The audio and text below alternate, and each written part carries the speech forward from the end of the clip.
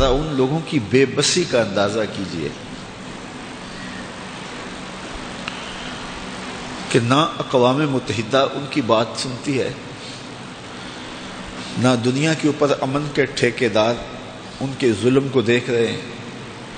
نہ انسانی حقوق کی تنظیموں کو کچھ نظر آتا ہے، ان کے مرنے پر کہیں کوئی موم بتی نہیں جلتی،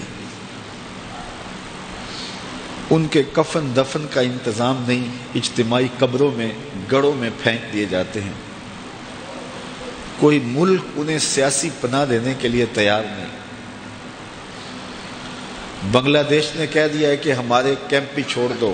اور 24 گھنٹے کے اندر اندر چلے جاؤ، اور مسلم حکومتیں وہ بھی نہیں بول رہی، اور انہیں اپنے ملک کے اندر شہریت تک حاصل نہیں ہے، اور جو ان کے اوپر ظلم کیا جا رہا ہے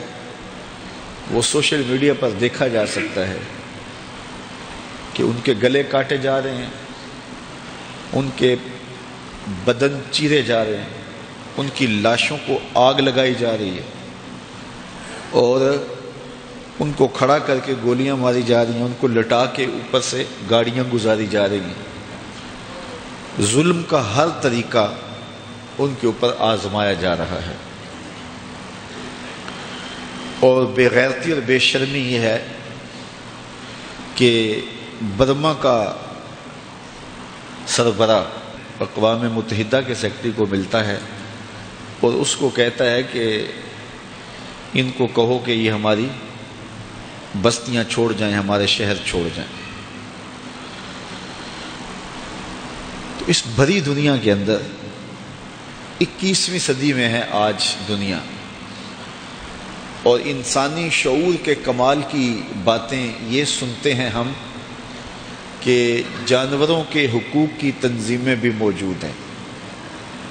کتوں اور بلیوں کے حقوق کی تنظیمیں موجود ہیں۔ حتیٰ کہ پچھلے دن میں ایک پروگرام دیکھ رہا تھا، اس میں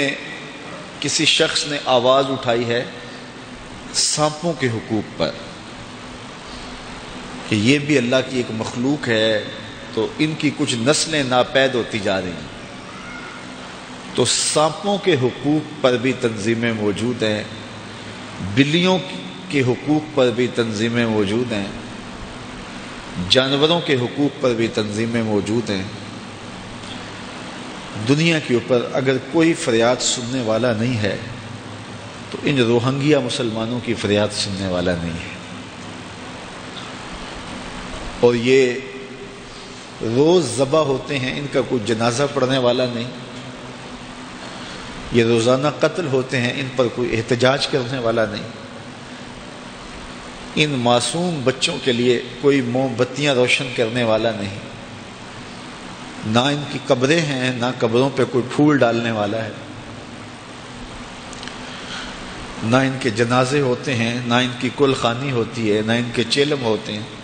نہ تعزیتی سیمینار ہوتے ہیں، بس دھکیل کر کے قتل کر کے گڑھے میں پھینک کے اوپر سے مٹی ڈال دی جاتی ہے، ایک تیلاب میں پھینک دیا جاتا ہے اور پھر اس تیلاب کے اندر تیزاب پھینکا جاتا ہے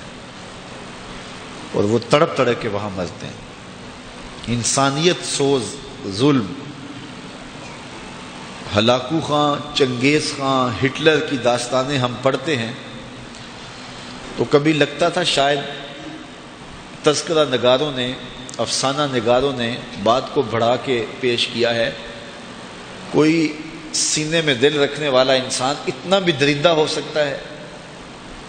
لیکن آج جو ہم اپنی آنکھوں سے دیکھ رہے ہیں پتہ چلتا ہے کہ جب انسان درندہ ہوتا ہے تو واقعی چوپایوں سے بدتر ہو جاتا ہے، اعضائے بدنیاں کاٹے جاتے ہیں اور پھر ان کو ترتیب کے ساتھ رکھ کے اس کا لطف لیا جاتا ہے اور اس کی وہ تصویریں بناتے ہیں،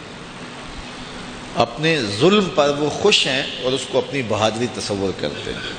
ان مظلوموں، ان مجبوروں، ان بے کسوں کا اس بھری دنیا کے اندر کوئی بھی نہیں جو ان کی فریاد کو پہنچے، اس لیے کہ امت یتیم ہے، امت کا کوئی سربراہ نہیں ہے۔ جب ہمارا باقاعدہ خلیفہ ہوتا تھا تو ایسا نہیں ہوتا تھا، وہ تلوار لے کے میدان میں آ جاتا تھا،